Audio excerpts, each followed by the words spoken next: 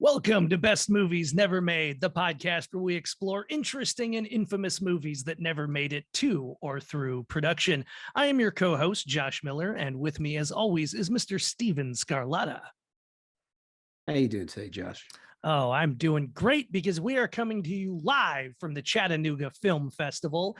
For those of you who are seeing this for the first time, because you're Chattanooga Film Festival badge holders and just liked the idea of it rather than us personally. Again, I'm Josh Miller. I am a filmmaker, largely screenwriter. I wrote Sonic the Hedgehog 1 and 2 and the upcoming Sonic the Hedgehog 3, as well as the recent Christmas action movie, Violent Night. Steve here co-wrote the movie Beyond the Gates, and I think is best known, especially to those listening to our podcast, as the creator of the awesome documentary Jodorowsky's Dune, of which this podcast is basically an ongoing extension of, and we talk about in every episode, as I said, interesting and often infamous movies that did not get made. And today we are extremely excited to be talking all things unmade, Tales from the Crypt, with two other established filmmakers now with their own amazing podcast, How Not to Make a Movie. I am, of course, talking about Alan Katz, aka AL Katz, and Gilbert Adler. How are you guys doing? Doing just fine. Happy to be here. Happy to meet you. Happy to be here. And happy to be back from Chattanooga. We enjoyed the weekend there. That was my first time in Chattanooga. What a beautiful city, and what a great hotel, the Reed House, where the in real life events were all being hosted. That was what a great venue. And can I say I'm impressed that you were there just yesterday in person and then had to fly all the way back. And here you are, functional and zooming. Well, me and my sinuses are on two different pages.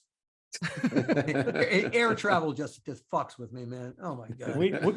We actually don't know where we are today. We think I'm back in Vancouver. He thinks he's in LA, but I'm not sure we can agree that we're actually back. But carry on. Well, diving into things. So as I said, we're going to be talking about all things unmade, Tales from the Crypt. I think of which the most famous now, in part thanks to your own podcast, was Dead Easy, the movie you started making before it got shanghaied and turned into Bordello of Blood, which did get made, but is also, again, as you go into great, painful, often hilarious length on your podcast, could have been a whole different movie too than the one that hit the screens. Although as I just loved all Tales from the Crypt thing, so I still liked it. Yeah. I was sad they didn't make more. We talk about a lot on our podcast. I know it's considered at the time it was a downgrade for a property to move into straight to video territory. But I don't know, like some of those big franchises that eventually went that direction, they start get really weird when they go straight to video. And I love some of those movies. Bordello of Blood still, it gets played every Halloween. It comes around. It has had a second life. That's happened to a couple of movies. I don't think it'll ever achieve Demon Knight status, and I don't think it deserves to. Maybe on some level of pathetic movies, but that's just me editorializing. Yeah, I guess the second movie I saw with my future wife was Bordello of Blood. Took it to the Burbank Theater to see it. And she still married you? Wait a second. Yeah, she's still married. Wait. I know, right? Exactly. Did you go to Burbank the night that Bordello of Blood opened? I know I went opening weekend, and I can't remember which night. If you went opening night, I was there, and you were one of the 15 other people in the audience. And if that's the case, I wanted to say thank you. Yeah, there wasn't a lot of people in the theater, but we were excited for it. That's being very polite. There weren't a lot of people. I went out to the box office because we brought a theater party. We had, my wife and I and some friends. Aubrey Morris was part of our theater party, and you walk into the theater expecting, hey, at least half full, maybe, Oh boy. I went out to the box office. I said, has it been like this all day? And she said, yep. But Demon Night, I saw opening night. I know what theater, and that theater was packed and going crazy. So at least there was that. No need to be so rude, guys. You could be a little nicer. Like, ouch, ouch. Well, diving into things, Steve, why don't you get us going? And please, Gil, Al, like jump in if it seems like he's missing something. And again, on your podcast, a lot of this stuff is well documented. So I'll just say to listeners who want even more information, I highly recommend you check out their podcast because you go into a lot of detail about the show itself, which was, I'm of the age where my family didn't have HBO, but I had some friends whose family did. And that was always the thing that I wanted to try to go over there just for those episodes. So the idea that they started making movies when I was now of the age that I could see them without sneaking in was very excited to me. Steve, so why don't you just get us going? Yeah, this is going to be about the movies. 1988, the series was created, and in June 10th, 1989, the series first aired. And if we jump to October 1992, that's when I could find the official announcement that they were going to do Tales from the Crypt movies. Like in the Hollywood Reporter, where it was like the Tales from the Crypt partners, Silver, Donna, Hill, Zemeckis, and Giler are planning to translate HBO series into what they hope to be a new suspense horror movie franchise for the 90s. And this article said that Richard Donner, Walter Hill, and Robert Zemeckis agreed to direct a feature-length movie on original stories, so that was the first announcement. Of course that changed. Yeah, I see. I mean, I was going to say that to interject there. This is for the YouTube audience. Yeah. I was going to ask, that's obviously what gets announced in the trades. Like, what were those initial conversations? And especially, when did you become involved in the conversations of, hey, we want to move this beyond the TV show? Well, I think the first thing that I remember Dick saying was when he heard that the announcement was made and that he was going to direct one, as was Bob and Walter. I think he looked at me and said, "Are they out of their fucking minds?"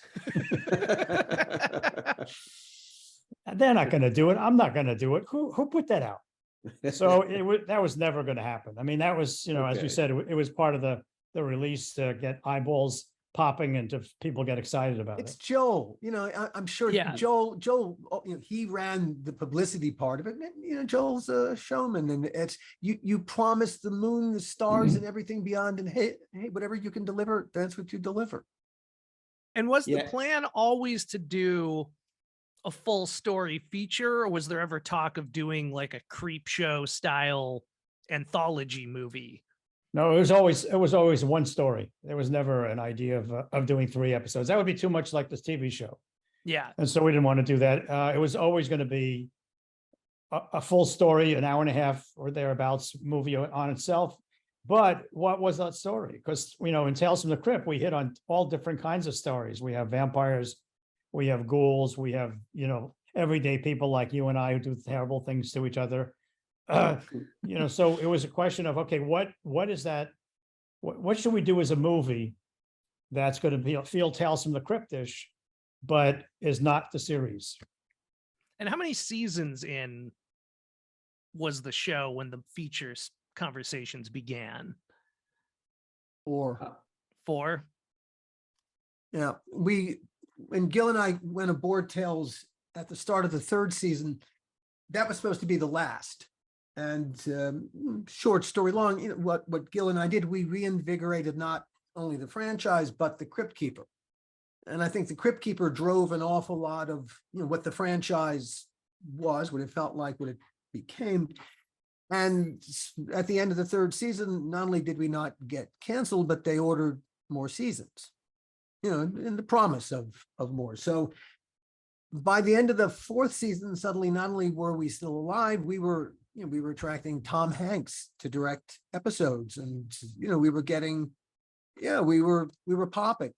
And so it was, wasn't the dumbest idea in the world to take that lightning in a bottle that we had created, that I think everybody was feeling, and to take it out into the future world. Yeah, so I have a question, because I always hear rumors online, and I was trying to figure out, like, so the Frighteners and From Dusk Till Dawn, were those really going to be Tales from the Crypt movies at one point? Or were they seriously considered? In the Yeah. hopper, in Yeah. the hopper, yeah, for sure. From Dusk Till Dawn, absolutely, there were conversations. Yeah. And so, and when you say conversations, was that like before Demon Knight was even selected? Like, what was that process of kind of narrowing down the options?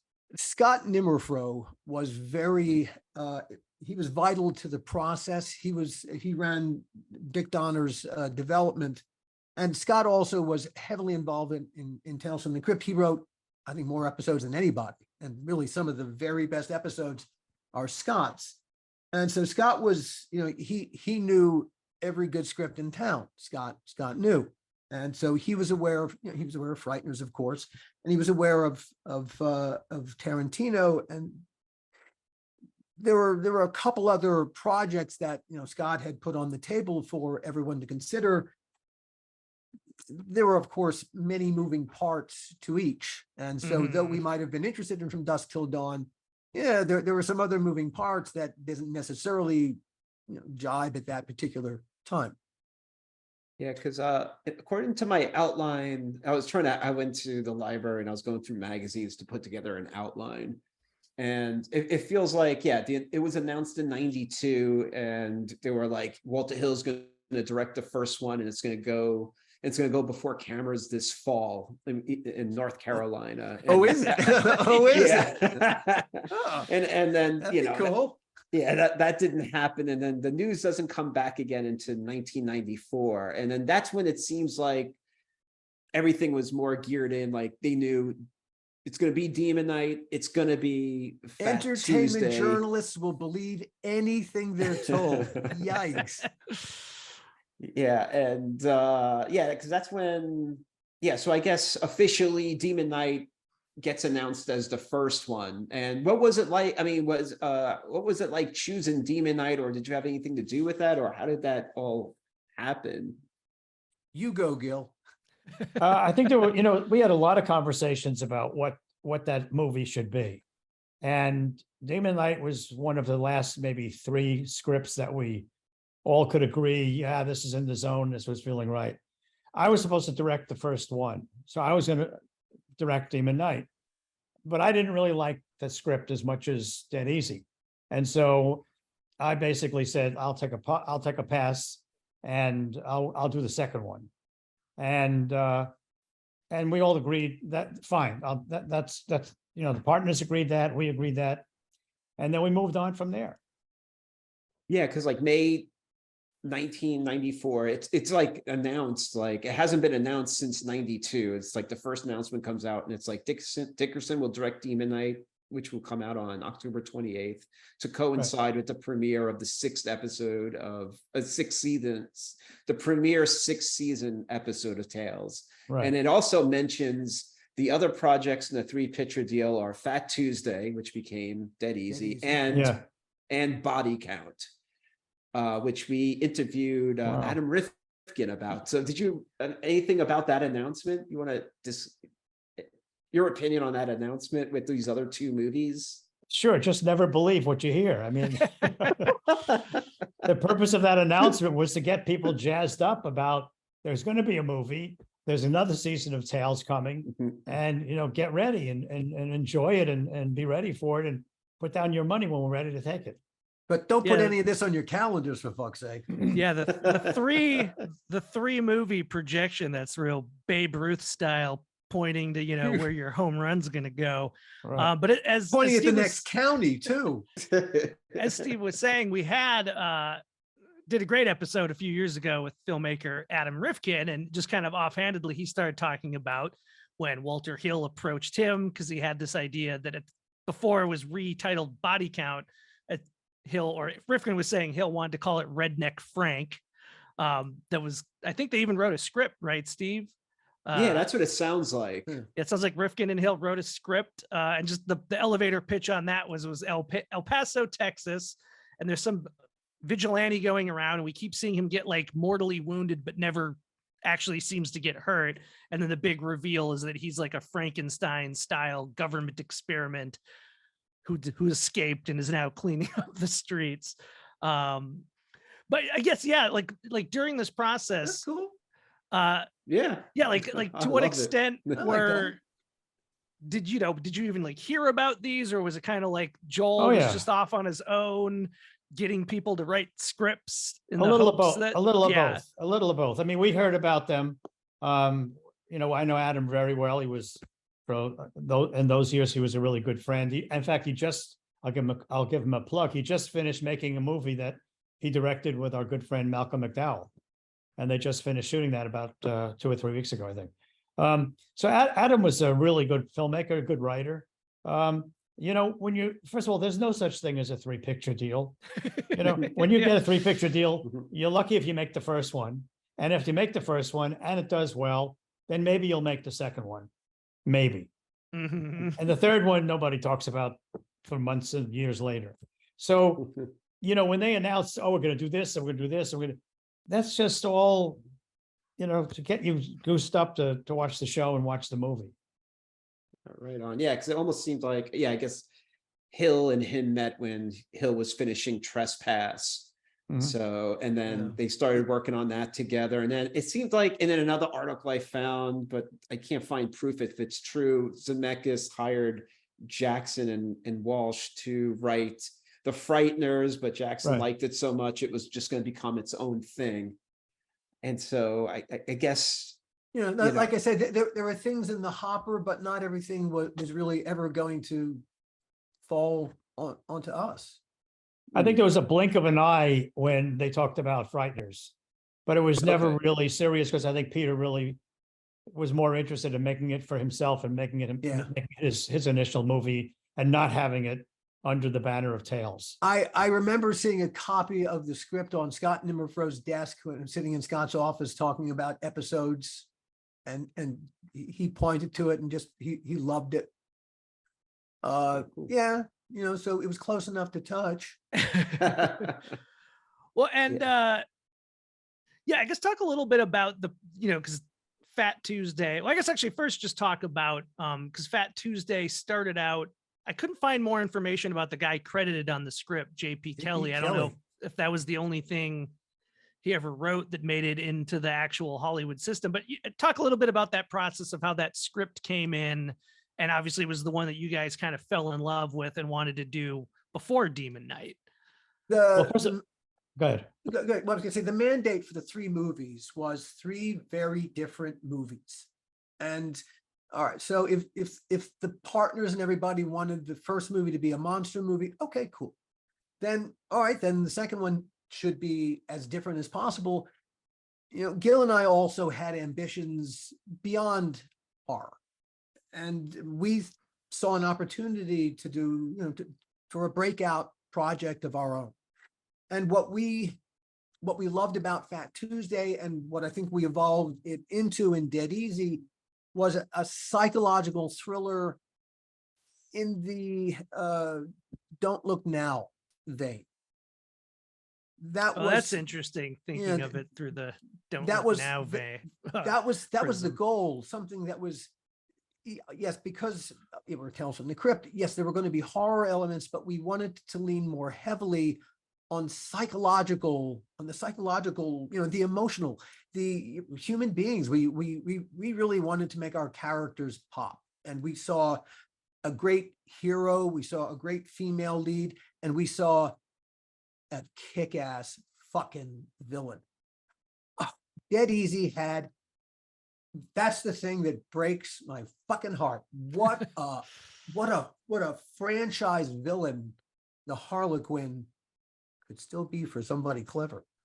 No, you're right. Like, I think if that would have came out, I swear to God, there would have been so many people with tattoos of it, action figures It of would it. have become a like- that could have become a franchise in its own right. Mhm. Because of that, because it had a great villain, a villain with that everyone understood. Hey, a harlequin, tinkle, tinkle, tinkle. I mean, you could turn an innocent sound, tinkle, tinkle, tinkle, into something fucking ominous. Mhm. And we really It's wanted, great. we really thought it could become a franchise unto itself. And we spent a lot of time designing what that Harlequin would look like and how he would act and how he would move. And, it was a shame it never happened. By the way, if anybody knows where Kelly is, we would love to talk to him. God, yes. God, yes. Yeah, just to Yeah. say hello, even. Well, Yeah, Who are you? I saw some concept art online. I just don't remember where I pulled it from. I'll have to send it to you. It looked amazing. Well, before And, we even get into the conversation, Greg of- Melton did he did. Greg Melton created a whole lot of terrific concept art for what it would have looked like. I was gonna say, It's hard before for we it. get into talking about how close you got, maybe just tell, I should also note for the Chattanooga badge holders out there, you are going to be doing a live script read of the whole script for the Yes. festival. So people who want, the full detail, we'll talk a little bit about it. You will in get to summary meet our form. Yeah. Harlequin. You'll get to meet him. Yeah. He's But, cool. And we'll be doing a reading with actors. It's not going to be Alan and Oh, no. Mhm. you're not going to be the Harlequin for odd pages, and I'm the Harlequin for the even pages. We have actors. But tell us a little bit about, the pitch on the movie, like a little bit about the story and the primary characters. It's a recovered memory story. A guy suddenly midlife crisis, and he's always had this image in his head, swamps. The life he's living is somehow, and it turns out, he was adopted when he was a baby. He was actually from a family in the swamps, a family of shamans who were guarding something. And one of the shamans kind of broke bad, and he tried to steal the soul of his son to live, to live forever.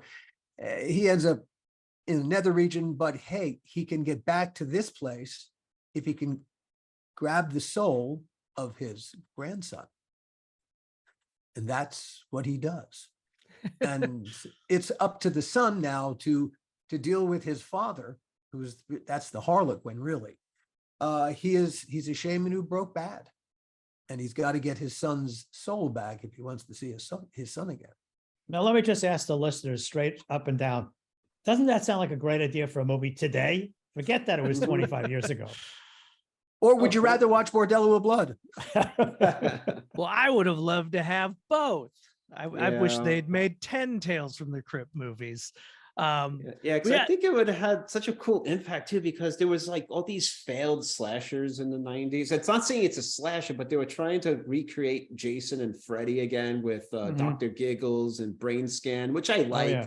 Then it was like Pinocchio's Revenge and the Ice Cream Man, all these things that just didn't like connect and have sequels. But for some reason, when I was reading your script, it was killing me. I was like, oh my God, this was perfect for that, Well, he's wearing, I guess, for listeners, the character's called the Harlequin. We eventually learn what his human name was when he was human. I guess Harlequin, people think of Harley Quinn, whose name is a pun, obviously. But he was going to be wearing the full We would have old owned school- it first. Fuck her. yeah, the full Harlequin outfit, and his face is kind of half rotting away. And I like it as the nice gimmick where he can steal other people's faces to pretend to be them. So shapeshifter. He's a shapeshifter. Come on, man. yeah, so towards the end we get a little of that like The Thing fun where the twists of who it turns out to be. Yeah, and yeah, we played that gag at least once. He suddenly walks in the door as one character, one of our hero characters, and that fools another hero character, and so yeah, it was a great gimmick that had I think we played all the mileage out of it that we can play. Yeah, great atmosphere with New Orleans and everything too. That would have been the coolest part. The swamps, you take a boat through those swamps, and man, that's a horror movie unto itself. And I love it has a very Tales from the Crypty opening where there's a bunch of like a low life criminal and some unfortunate locals that he's hired that he's trying to drill in the swamp to find like oil or gas or something. And it turns a little bit Treasure of the Sierra Madre before the main thug starts Right. working the drill all by himself and then unleashes the evil underneath. I mean, if you think of those images, if you comic book them, that's just classic Tales from the Crypt. Mhm. It's a location you don't want to be in, with characters you don't want to be around doing something they shouldn't ought to be doing. And hell, someone's going to pay for this shit. There you go. And those were Up and the reasons why we really wanted to wait and do Dead Easy or Fat Tuesday, and not do the first one. Oh yeah, no, absolutely. In our minds, this was worth the wait, which made, when you get to the thing you've been waiting for, and it was 3 weeks before we were starting formal production in New Orleans of Dead Easy, that Universal pulled the plug and said, "No, you're not going to go down this road. You're gonna stumble down this hill over here." And again, on your podcast, you go into the painful We nitty do, gritty and on a lot of that's this. why we- Yeah. But yeah, talk a he- little bit about the casting on it. I always think that that's the thing I feel always most interesting in the kind of what if alternate timelines of hearing who was going to be involved in these projects. The one piece of casting that just sticks in my head that we would have hired was I just went up on her name. Robin Givens. No, that was for Bordello when we ultimately did it. Some that we wanted to hire for Dead Easy. Ellen. She was in From Dusk Till Dawn. Oh, Selma Hayek. Selma Hayek. Thank you. I got it. Oh wow. Yeah. An unknown Selma Hayek walked in to audition for us. Nobody knew who she was. Would she And- have been Ruby? Yes, I guess we didn't yes, know. Ruby's yes. sort of the female lead who's Yes, a local yes, TV she- psychic. Yes, she was going to be Ruby. That would have been great. Yeah, and so she walked in. She was amazing. I remember kind of looking, Gil and Victoria Burrows and I just, it's like a presence just walked into the room, and regardless of anything else that happened, whether you hired this person or not, you knew this person was going to succeed in this business. She had something, and we would have been, I think we would have hired her. Yeah, I think so.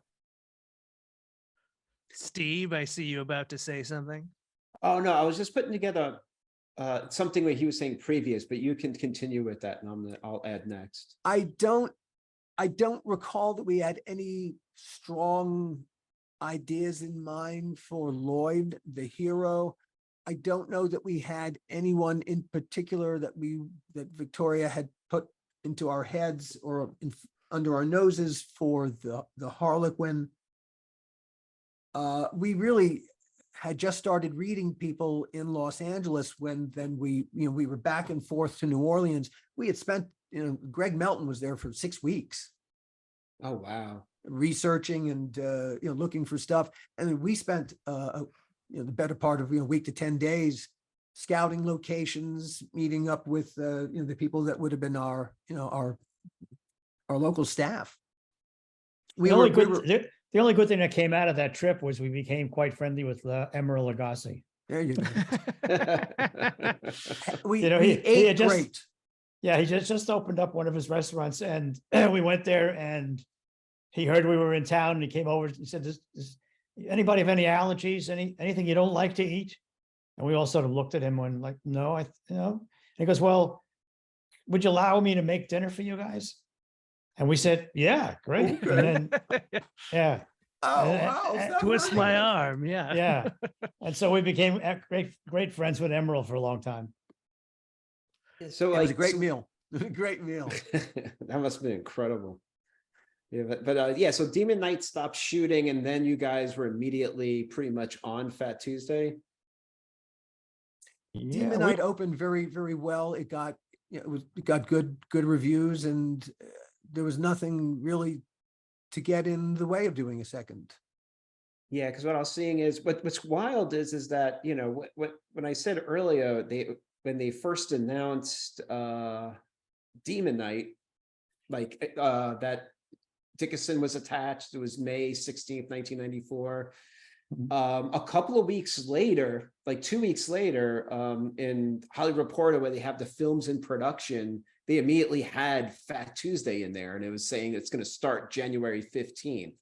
And so I was like, wow, that's really fast that they already had it in the films in production. And then that's Joel getting Universal credit. Yeah, just don't believe everything.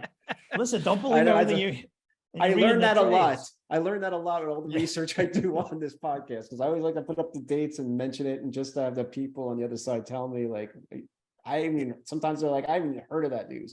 But yeah, so Demon Knight comes out January 27th. It did very well that opening weekend. And then Joel Silver was interviewed, and he was talking about the next thing we're doing is in New Orleans. That's how, but that's how you do it. You know, you move the ball down the field, and suddenly the money goes, well, I guess we might as well. Yeah.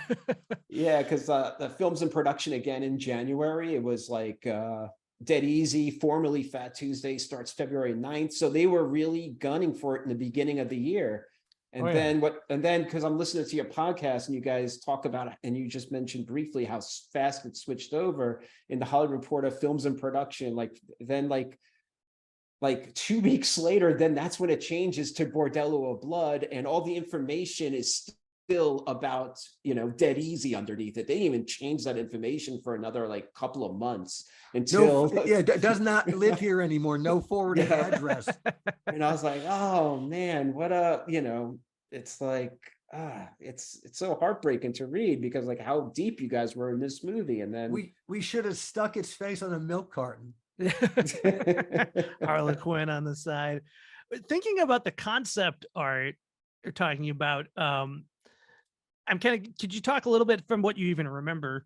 I don't know if you still have all this concept art, but the whole climax where our hero Lloyd basically sends the Harlequin back to hell, but then Harlequin, as he's kind of going down as a final fuck you, grabs Lloyd's son Danny's soul and takes it with him.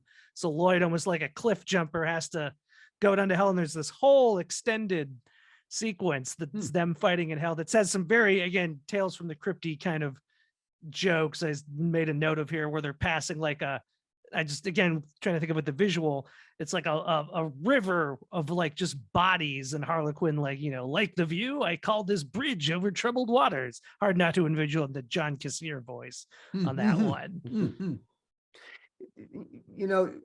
Ironically, just as Universal went to pull the plug, that was the thing we were talking about. And we were having conversation with Greg Melton about, all right, how are we going to visualize this? Because this now is a complete creation of ours. It's a completely imagined world. And I don't know the answer to that question, because literally as we went to answer it, suddenly, where did our legs go? Were you going to say, Gil? No, I was going to say, as we were answering that question, actually we were in New Orleans, and we were sitting around a table together, and we're actually talking about that very imagery when the phone rang. And we got off the phone and said, I don't know if this is real or not, but they want us to come back, stop doing what we're doing, stop spending money, come back, and there's another plan, and we'll hear about it tomorrow. But we gotta leave now. I have no memory of the flight home, which suggests to me that I was not sober. No, I don't remember the flight home either. It was really that it was horrible news. It was crushing, because obviously I think we weren't being told there's not going to be a movie. We were told there's going to be something else, and nothing good could possibly come of what was about to happen. I mean, you just felt it, that a whole man, we were on a super highway into one particular future, and we were about to get on a back road to somewhere else. But just, It but is, just, just from your question about that Yeah. imagery, that told us even way back then that we were on the right track for Tales from the Crypt, that imagery, we knew we could make it great. We knew we could make it very Tales from the Crypt. And that was exciting for us. well, and especially against something, that you talk about on your podcast was when Joel in his infinite wisdom decided to pay Dennis Miller whatever he wanted. The movie didn't get more money. You had to find that movie from your other departments, Right. which included the special effects department, if I'm remembering correctly. That So was where the money also- was. So dead easy, unless, who knows, unless he'd gotten the brilliant idea that Dennis Miller should have been Lloyd. It also seems like Dead Easy would have proportionately had a higher budget for the special effects than Bordello, if I'm reading that correct from your stories. I don't remember. I don't remember what that budget looked like at the Yeah. moment. I mean, I just don't recall that. But I do know that all of these movies, they're all very challenging. You have the makeup effects, you got the visual effects, they're all very challenging. It's always a question about money. It's always a question about time. When you're in a great situation, and then when you're hampered further by the fact that that money is reduced because it's going for something else, like an actor, then you don't realize, want. my God, it's really becomes more frightening. Well, I mean, I could talk forever about your making of Bordello stories, but again, you already have a whole podcast that goes into, and I think every movie has some fun anecdotes from it, but Bordello definitely is the kind of production that really has some a whole think we- podcast's worth. I think we of, got somebody else's anecdotes by accident, and Yeah. if only we doubled could have up given on them them. away. But I mean, Steve, do we want let's maybe talk a little bit about kind of now the fallout, because I am curious how long, did it just, the Tales from the Crypt movie brand, did it just stop dead after Bordello, or did it kind of limp on with discussions of maybe we could do this, maybe we could do that, could we take it straight to video? Because I guess for maybe younger listeners or viewers who might not remember or know, in the 90s, straight to video wasn't as cool as going to the theaters, but they were spending real money on those movies back then. Mhm. Well, we weren't straight to video. We opened. Yeah. In a manner of speaking. I think after that, everyone lost their appetite. Understandably so. Why wouldn't they? And as Gil pointed out, a 3-picture deal it's all if come. And in the case of Bordello, the fact that Joel went along with this, obviously he did not care about this franchise.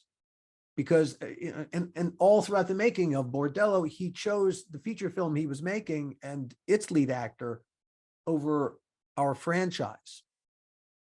An odd choice to make, very short-sighted. But that's just me. Yeah. But this was the thinking. Such Yeah. a bummer. I mean, I don't need to tell you guys, it could have kept going. Yeah, because there was the Saturday morning cartoon was just about to start too, and it keeps the it keeps Hey, it going, either the you respect franchise. your franchise or you don't. And Yeah. alas, Joel loved the benefits of his franchise, but he didn't accept any of the responsibilities of maintaining it. Mm. And that's work, really and truly. It's work. You got to do it every day. Especially if you want to keep it going. And he took it for granted. That happens. And I'm trying to remember from things you said on your podcast. Obviously, while you were in Bordello, I'm sure you didn't have a whole lot of time to think about anything other than trying to save that production. But I am curious if you were still kind of thinking again to the future of what were you hoping that Bordello would do well and then Dead Easy would be the third film? Were there other scripts still coming in to this when you- sort of again when you're pipeline? Yeah, when you're making a movie, it's everything you can think about. I mean, Yeah. there's really nothing else to talk about or think about except how you're making that movie and what are you going to shoot in the next half hour or what are you going to shoot tomorrow. It's so there's really no time for conversation or even thought about what happens after. And- Will and- happen after. Yeah, and the only ancillary stuff that we could talk about was the next season of Tales from the Crypt, which had to get organized at the same time. Oh man, I forgot about that. Yeah, Uh, that also, the meter is running, and so you've got to get scripts organized. You gotta begin to put that together too. Yeah.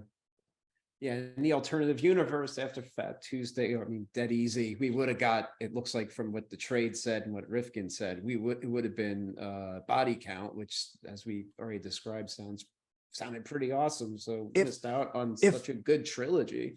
If you're going to blue sky, all right, let's say we had made Dead Easy, and let's blue sky and say that Dead Easy would have been the movie that Gil and I aspired to make. And had been successful, and opened some additional doors. That also might have impacted what the third movie was. Mm-hmm. And so Yeah.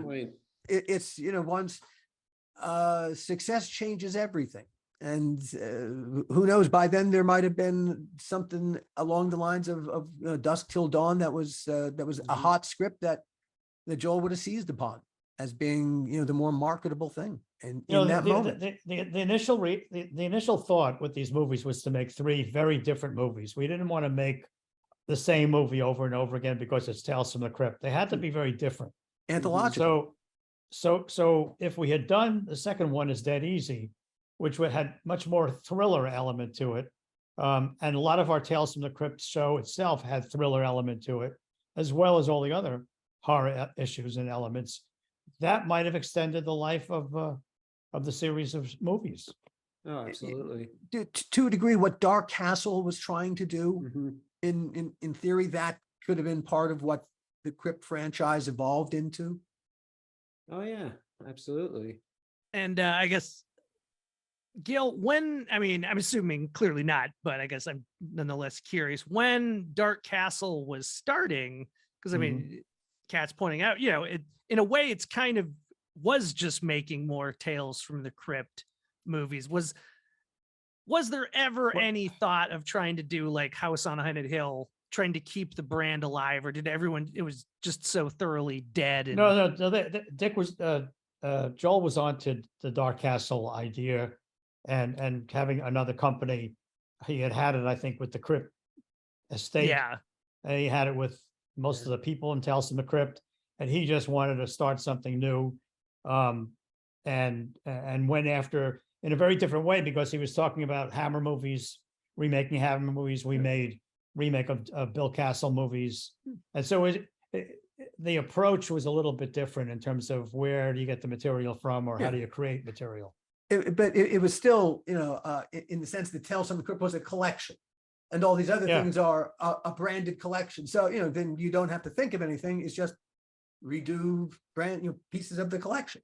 Yeah. It's very, very clever. Joel, he's really smart.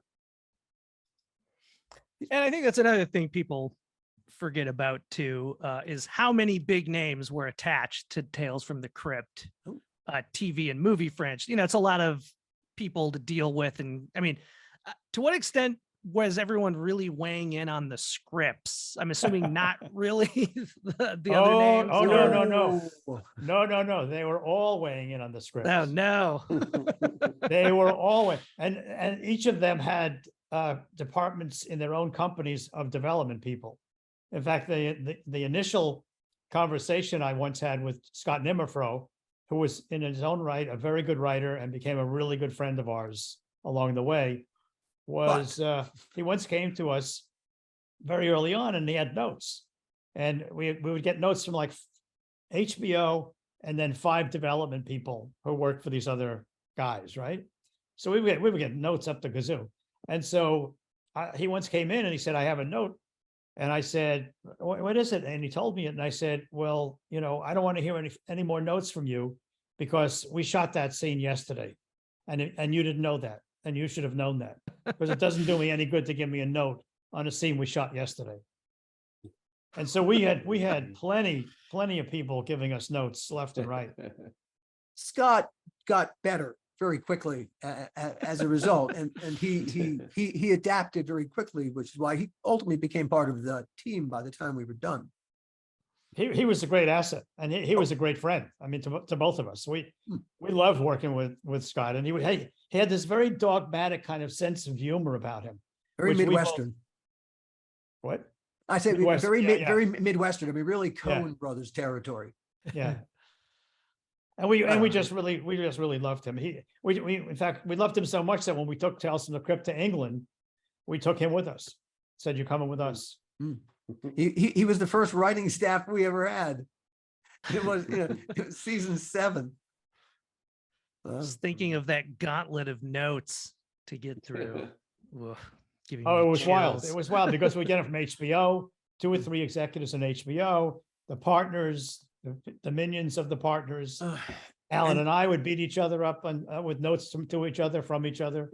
And you have to understand there was tremendous politics between, especially Joel's company and Dick's company. And so between Scott and I forget, there was the guy who was the point Schneider? person from, Was it Schneider? no, Steve,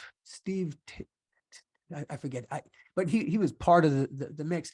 But the politics between them all was really tough. So they were competing with each other, and we were the prize. And so they weren't nice to us. They weren't nice to each other. It wasn't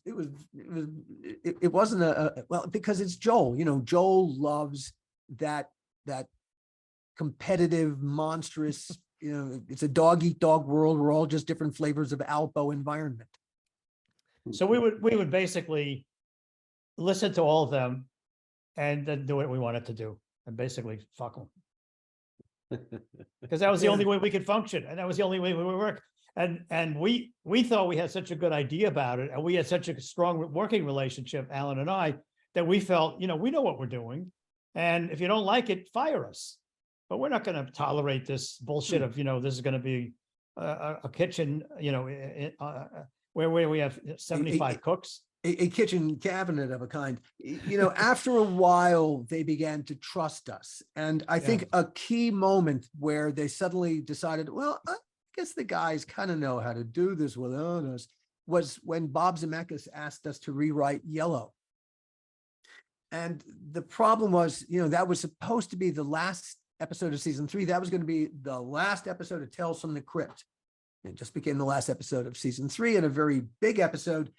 But Bob's vision was, he wanted to redo Paths of Glory. And Kirk Douglas is the star of Paths of Glory. He wanted Kirk Douglas to be the star of this episode of Tales from the Crypt. What a great get. The problem was the script that was written by a couple of big feature guys sucked. It played, I guess they assumed it was a comic book. You write at a comic book level. Well, no, even comic books have emotional depth. And so what Gil and I did was what we always do. We invest in the characters, and that got Kirk Douglas, and suddenly Bob became fans of our writing and of our ability to tell Tales from the Crypt stories. And suddenly, I think everyone backed off challenging us and questioning us. And then, of course, we got ordered for another season that was never supposed to be there. And suddenly, there were still notes, and and there was still a gauntlet that had to be run of one kind or another, but it got easier as the seasons went on. And I think as much as they could, our partners, our executive producers, development people became a little more part of the process, as opposed to people standing in its way. As opposed to attacking us. They used to love to attack us. And also, Bob thereafter, when he would do a Tales from the Crypt, Alan and I wrote those scripts. And that spoke a lot. The only other thing that I would say is that, and I think this happened maybe earlier on, which helped us a great deal. Donner once was shooting, I think he was shooting a Lethal movie. And he said that Bill Gaines was in town, and he invited us over for lunch. He said, yeah, come on over, we'll have lunch. It'll be fun, And we figured, for a catered good meal, we could handle that. And so we went over to his trailer, and there was Joel and all the partners and Bill Gaines. And Joel said jokingly to Bill, so Bill, you happy with these guys, or should we get rid of them and get some really talented writers? And I figured, holy shit, this is an ambush. We're going to get fired. Setup.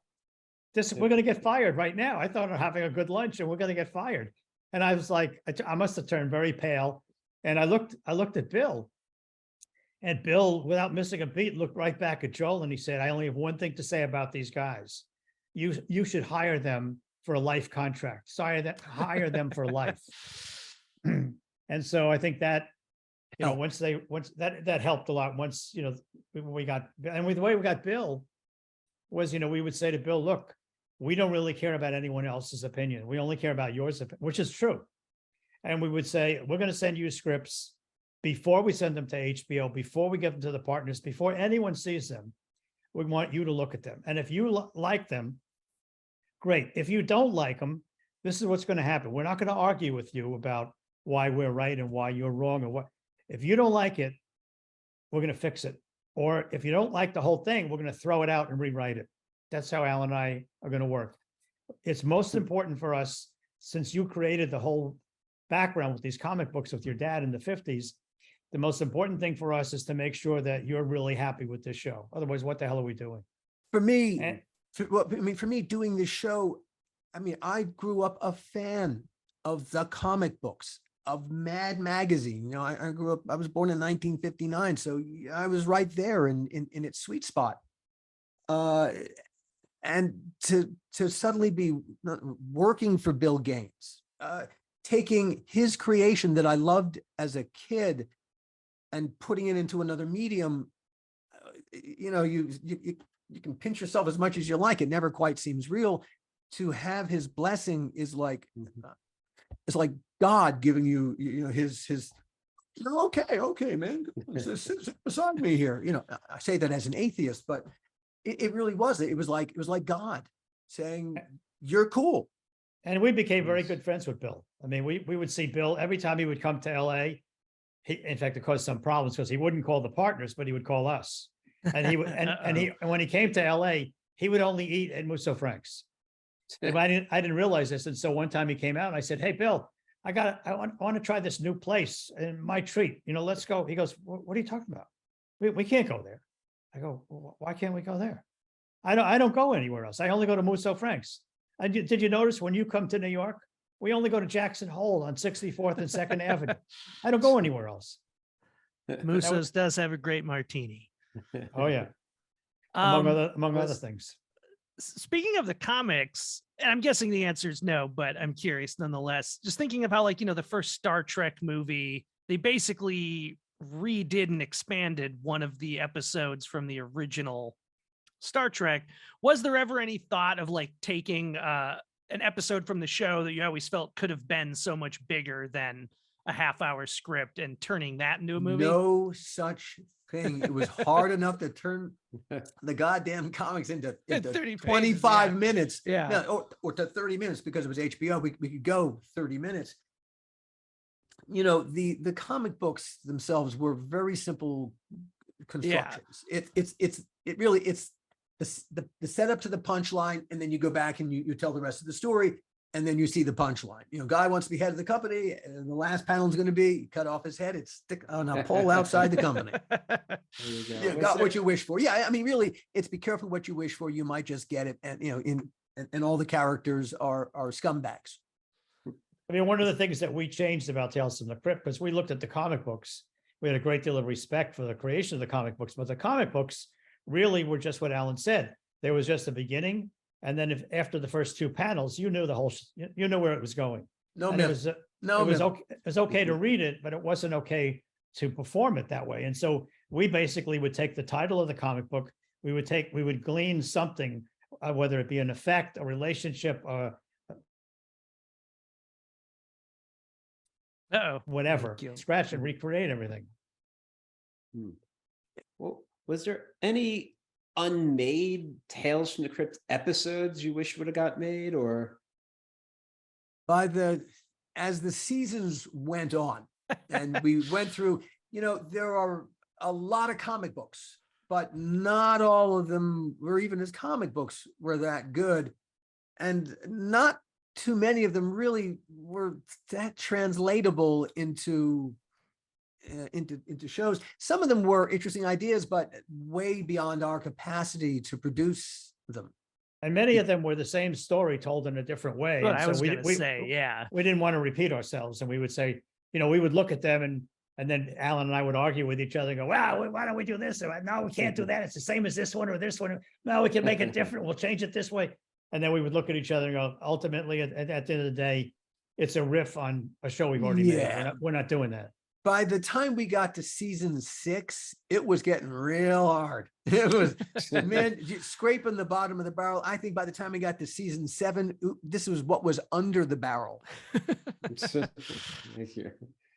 Did a project? Oh, I just had 2 last things, but I kept seeing this rumor online that there was another so-called Tales from the Crypt movie that would have been about a documentarian who discovers his uncle's dark secret. It's been written about a few times. I guess his uncle's dark secret is that he was a serial killer. Do you remember that by any chance, or is that maybe it's just a rumor that was one of the ideas for a movie? I don't remember that at all. Okay, that was also called Body Count, I guess, and there was another, Love the title so much, apparently. Yeah, it's been written about a few times, so I just wanted to ask. And then in 2002, they released a third Tales from the Crypt movie, or it was called Tales from the Crypt Presents Ritual. Do you have that? I know you guys were I think the title should have been Tales from the Crypt Presents a Contractual Obligation. I've never watched it, but I didn't even know it existed until I was about to say, I don't even know what you're talking about. Here's what happened. I don't know this. I'm just guessing. Joel needed money. He twisted Universal's arm to get them to put it out. Okay. Interesting. Yeah, I never watched it. I had no idea it existed a couple of years ago. I was like, wait, there's a third Tales from the Crypt movie? I would have known about this. I think there's a Crypt Keeper. Is there a Crypt Keeper segment? No. Yeah, they just used the title. Yeah. They basically sold off the title for that one. Yeah. So it's a contractual obligation. Oh, well, at the beginning of this episode, you'll remember I said part of me kind of wished there'd been straight to video Tales from the Crypt movie. Be careful what you wish for, as they would say. There you go. As the Crypt Keeper always says, you might just. Yeah. Well, I mean, they gave us an hour and it's been an hour.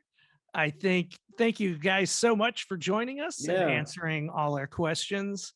Again, people should check out your podcast. By the way, I'm glad you kept your podcast going, even though I know. Thank you. Now here's one thing that we're going to insist upon. You guys are going to have to return the favor in relatively soon. You guys need to do our podcast. Oh, we'd love to. Absolutely. And then we'll ask you questions that you don't really feel like you even remember. No, I'm going to be asking you about Freddy's nightmares. What do you mean? I'm going to spend an hour talking about Freddy's nightmares. That's freaking awesome. You guys were on that. So anyway, love it. All right. Oh, great. Well, if that's the deal, then we can wrap this up and all get on with our lives. Yeah, this Steve and I always like to close our episodes. This is Steve and Josh saying, we won't see you at the movies.